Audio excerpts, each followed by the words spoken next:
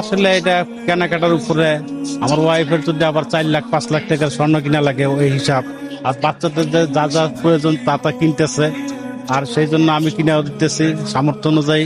না নাই কোনোটাই, যতটুকু কিনতে পারে ততটুকু আমি আছি আর কি। বাজেটের কোনো শেষ নেই।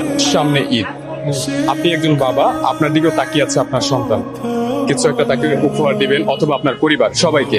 এখন পর্যন্ত কি পরিকল্পনা করলেন, কি দিবেন তাদের? এই প্রশ্নটা যে বাবা করলেন, মানে হয়তো আমার খারাপ লাগতেছে প্রশ্নটা। এখন করি আমি আমার পোলা বান্ধে 10টা বলতে পারি। সন্তানরা কি বলে বা পরিবার কি বলে?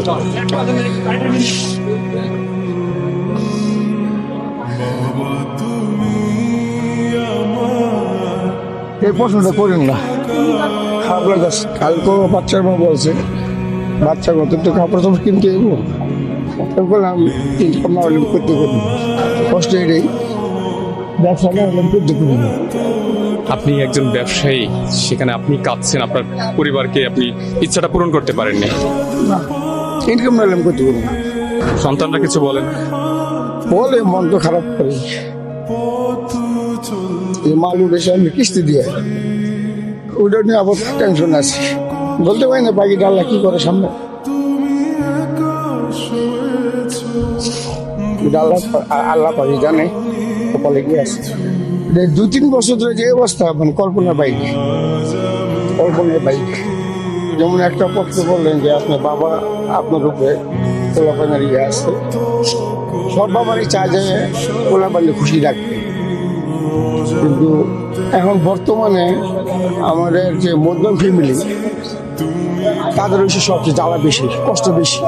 আমরা পারি না হাত পাততে, পারি না কারো কাছে চাইতে, লজ্জায়, এই কারণে আমাদের কষ্টটা বেশি আর কি।